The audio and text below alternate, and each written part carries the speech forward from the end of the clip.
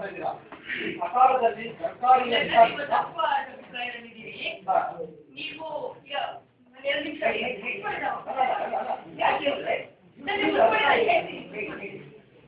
ನೀವು ಸರ್ಕಾರ ನಾವು ನೋಡಿದ ಮಟ್ಟಿಗೆ ಅದೇ ಗ್ರೌಂಡ್ ರಿಯಾಲಿಟಿ ಚೆಕ್ ಮಾಡಿದಾಗ ಕೇವಲ ಸರ್ಕಾರ ಸಾಧನೆಗಳನ್ನು 98% ಹೇಳ್ತಾ ಇದೆ ಹೊರತು ನಾನು ಇದುವರೆಗೂ ಕೂಡ ಯಾವ ಆಫೀಸಲ್ಲೂ ಒಂದು ಕೂಡ ಡಿಎಸ್ಸಿ ತಗೊಳ್ಳಿಕ್ಕೆ ಆಗ್ತಾ ಇಲ್ಲ. ಗ್ರೌಂಡ್ ರಿಲೇಟಿವ್ ಇಲ್ಲ. ಖಂಡಿತ ಆಗ್ತಾ ಇಲ್ಲ. ದಯವಿಟ್ಟು ಕೇಳಿ, ಸೇವೆಗಳು ಅಂತಂದ್ರೆ ಸರ್ಕಾರದಿಂದ ಜನರಿಗೆ ಕೊಡಬೇಕಾಗುತ್ತೆ ಹೊರತು ಸರ್ಕಾರದಿಂದ ಸರ್ಕಾರಿ ನೌಕರರಿಗೆ ಕೊಡ್ತಕ್ಕಂಥ ಸೇವೆಗಳು ನಾಟ್ ಸಕಾಲ. ಒಂದು 160 ಸೇವೆಗಳನ್ನು ನಾವು ಸರ್ಕಾರಿ ಅಧಿಕಾರಿಗಳು ಬರಬೇಕಾದಂತ ಬಡ್ತಿ ವಾರ್ಷಿಕ ಬಡ್ತಿ ಪ್ರಮೋಷನ್ ಗೌರ್ಮೆಂಟ್ ಇಲ್ಲ. Why should be included? ಹೌದು, ಅದಕ್ಕೆ ಸೆಪರೇಟ್ ಕಾನೂನು ಮಾಡಿ.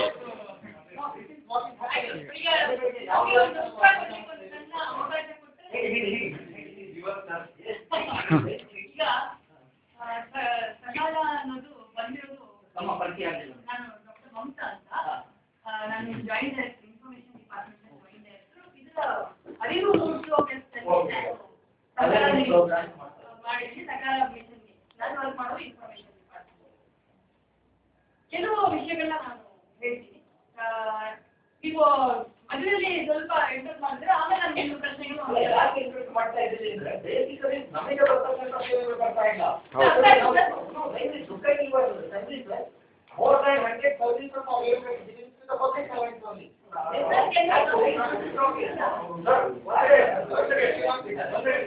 Put your question, then ask, give a chance to answer. In the middle, we do emotional exchange. It's not going to work. Correct. We will be waiting out and talking on the question, please. ಬೇರೆ ಎಷ್ಟು ಸೇವೆಗಳಿದೆ madam, ಇದರಲ್ಲಿ for 100 ಆ ಸೇವೆಗಳಲ್ಲಿ ನೀವು ಹೇಳ್ತಾರೆ 100 ಸೇವೆ ಸರ್ಕಾರಿ ನೌಕರರಿಗೆ.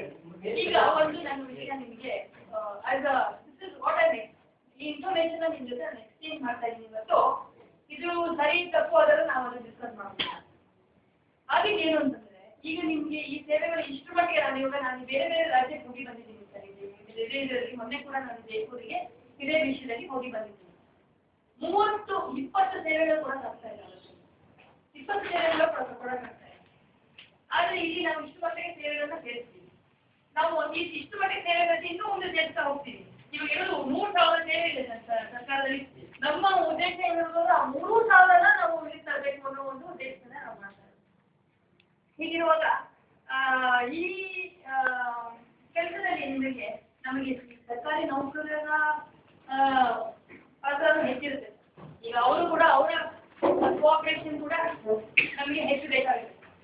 ಸೊ ನಾವು ಇದೊಂದೇ ರಾಜ್ಯದಲ್ಲಿ ನಿಮಗೆ ಸರ್ಕಾರಿ ನೌಕರರಿಂದ ಯಾವುದು ಇದಿಲ್ಲದೆ ಪ್ರೊಟೆಸ್ಟ್ ಇಲ್ಲದೆ ಯಾವುದೇ ರೀತಿಯ ಒಂದು ಭಿನ್ನಾಭಿಪ್ರಾಯಗಳಿಲ್ಲದೆ ಇದೊಂದೇ ರಾಜ್ಯದಲ್ಲಿ ನಾನು ಹೇಳ್ತಾ ಇರೋದು ಅಂತ ನಾನು ಸ್ಥಳ ಬೇಕಿದ್ದ ನೀವು ಎಲ್ಲಿ ಬೇಕಾದ್ರೂ ಚೆಕ್ ಮಾಡ್ಕೊಳ್ಳಿ, ವೆರಿಫೈ ಮಾಡ್ಕೊಳ್ಳಿ.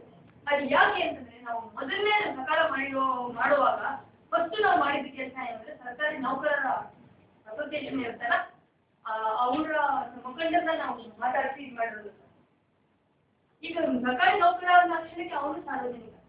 ಈಗ ನೀವೇನೇನು ಸೇವೆಗಳು ನೀವು ಹೇಳ್ತಿದ್ದೀರಿ ಆ ಸೇವೆಗಳನ್ನೆಲ್ಲ ಪಡೀಲಿಕ್ಕೆ ಸರ್ಕಾರಿ ನೌಕರ ನನಗೂ ಬರ್ತ್ ಸರ್ಟಿಫಿಕೇಟ್ ಬೇಕಾಗುತ್ತೆ, ನನಗೂ ಡೆತ್ ಸರ್ಟಿಫಿಕೇಟ್ ಬೇಕಾಗುತ್ತೆ, ನನಗೂ ಇನ್ನೊಂದು ಬೇಕಾಗುತ್ತೆ. ನಾನು ಸಾರ್ವಜನಿಕ, ಮೊದಲು ನಾನು ಸಾರ್ವಜನಿಕ, ಆಮೇಲೆ ನಾನು ಸರ್ಕಾರಿ ನೌಕರ. ಸೊ ಅವರ ಕಾನ್ಫಿಡೆನ್ಸ್ ಕೂಡ ನಾವು ಏನ್ ಮಾಡಿದ್ರೆ ಈ ಕೆಲಸ ಆಗ್ತಾ ಇದೆ.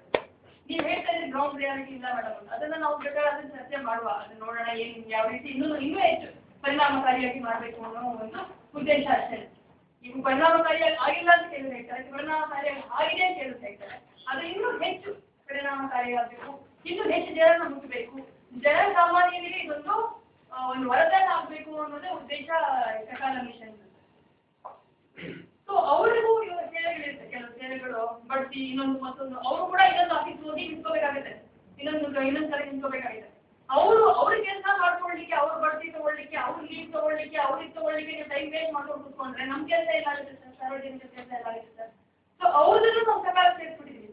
ಸಕಾಲ ಸೇರಿಸಿರೋದ್ರಿಂದ ನಿಮ್ಮ ಕೆಲಸ ನಿಮ್ಮ ಸಕಾಲದಲ್ಲಿ ಆಗ್ತಾ ಇದೆಯಪ್ಪ, ನಿಮ್ಗೆ ಬೇರೆ ಕೆಲಸ ನಿಮ್ಮ ಸಕಾಲದಲ್ಲಿ ನಿಮ್ಗೆ ಮಾಡಿಕೊಡ್ಬೇಕು ಅನ್ನೋ ಒಂದು ಉದ್ದೇಶದಿಂದ ಅಷ್ಟೇನೆ ಇದನ್ನ ನಾವು. ಬಟ್ ಅವ್ರು ಮಾತ್ರ ಮಾಡ್ಕೊಂತ ಇದ್ದಾರೆ. ಯಾವುದು ಸೇವೆಗಳು ಇಲ್ವಾ? ಇಲ್ಲ.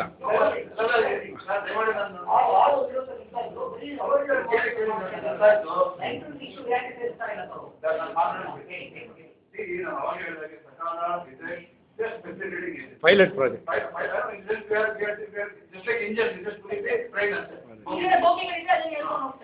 ಪ್ರತಿಯೊಂದು ಹಂತದಲ್ಲೂ ನಾವು ಏನಂದ್ರೆ ಆ ಆಡಳಿತ ಇಲಾಖೆ ಒಂದು ಯಾವುದೇ ಲಿಮಿಟೇಷನ್ ಇರುತ್ತೆ, ಅವ್ರ ವಿಶ್ವಾಸ ಅವರು ಮಾಡೋದು. ಇವತ್ತು ನಾವು ಹೇಳಿ 325 ಹೇಳ್ತೀವಿ ಸರ್, ಇನ್ನೊಂದು ತಿಂಗಳು ಟೈಮ್ ಕೊಡಿ, ಆವಾಗ ರೇಟ್ ಆಗುತ್ತೆ. ಅದೇ ಬಂದಷ್ಟಲ್ಲ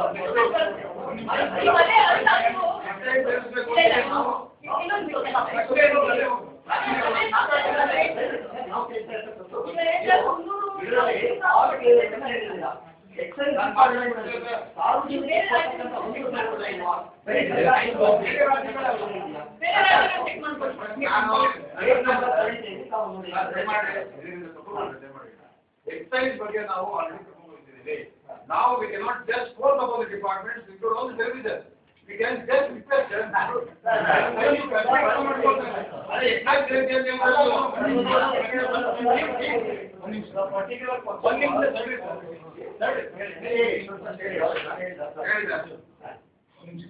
ಪ್ರಶ್ನೆ ತುಂಬಾ ಕ್ಲಿಯರ್.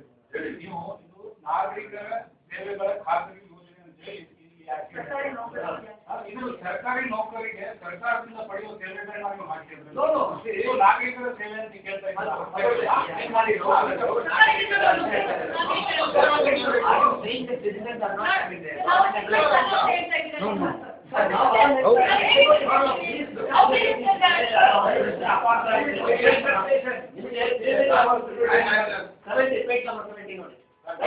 ಅವ್ರಿಗೆ ಸಪ್ರೇಟ್ ಕಾನೂನು ಮಾಡಿ ನಮ್ಮ ಜೊತೆ ಯಾಕೆ ಸೇರಿಸ್ತೀವಿ?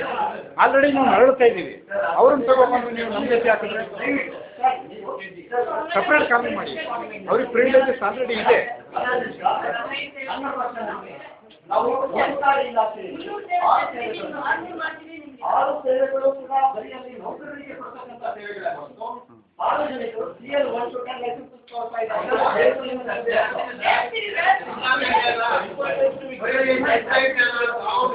ಸೇವೆಗಳನ್ನ ಐಡೆಂಟಿಫೈ ಮಾಡಿದ್ವಿ ನಾವು 1800 ಐಡೆಂಟಿಫೈ ಮಾಡಿದ್ದೀವಿ.